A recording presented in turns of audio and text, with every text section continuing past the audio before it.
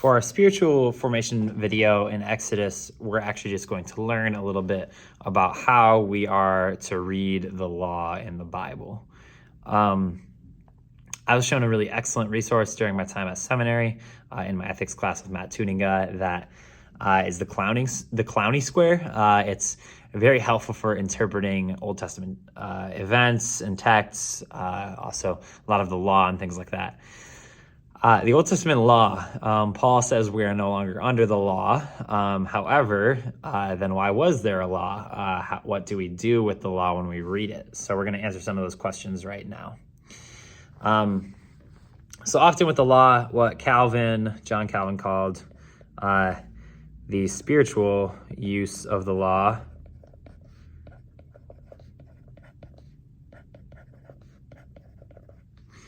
was kind of taking a law, understanding God's purpose for the law,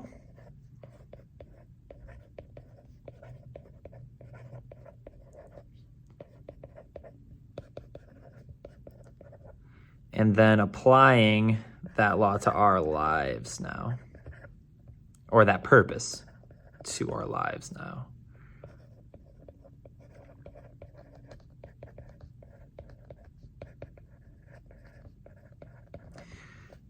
That was one of the three uses of the law that he gave, but this is what I'm going to focus on in this video.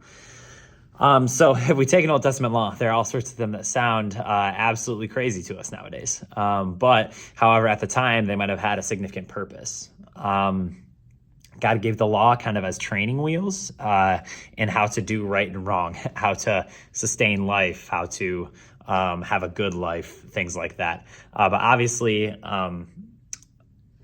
to make a law, it's pretty impossible to be able to make one that is going to last throughout the years with culture changing, things changing, all of these different variables that is going to be perfect. So the law was good. It had good purposes, good creations, but how do we apply it to nowadays?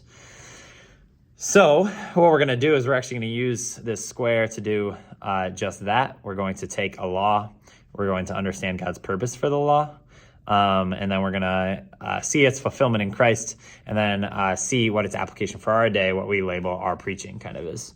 So let's practice this. So now if we do this one, you can take different laws that you read in Leviticus, Deuteronomy, things like that, and you can apply this model to try to figure out, okay, what were God's purposes in this law?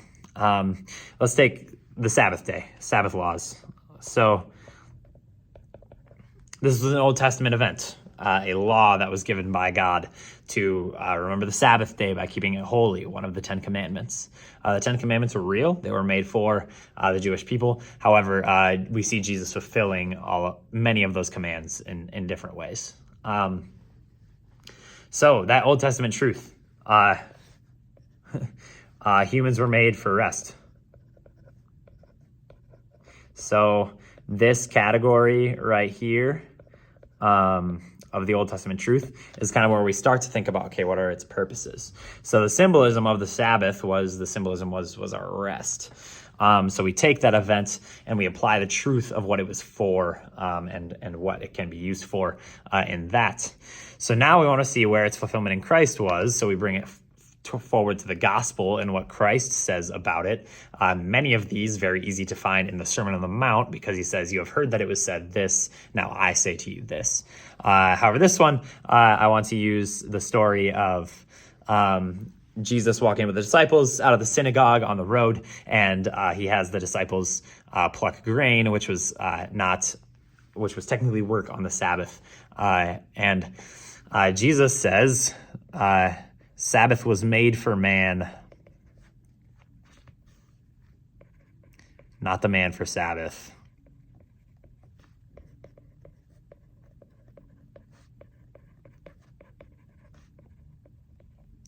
So I think you can actually take this phrase with a ton of laws and a ton of rules and begin to apply it. And instead of putting Sabbath in there, you can put different blanks and different laws in there. So this law was made for man, not the man for this law.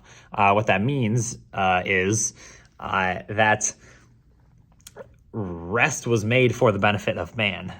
Man should not legalistically rest. You should not force yourself to follow these rules if it's not actually bringing you to goodness and beauty and things like that. So this is why we don't embrace the same Sabbath practices that the Jewish people did.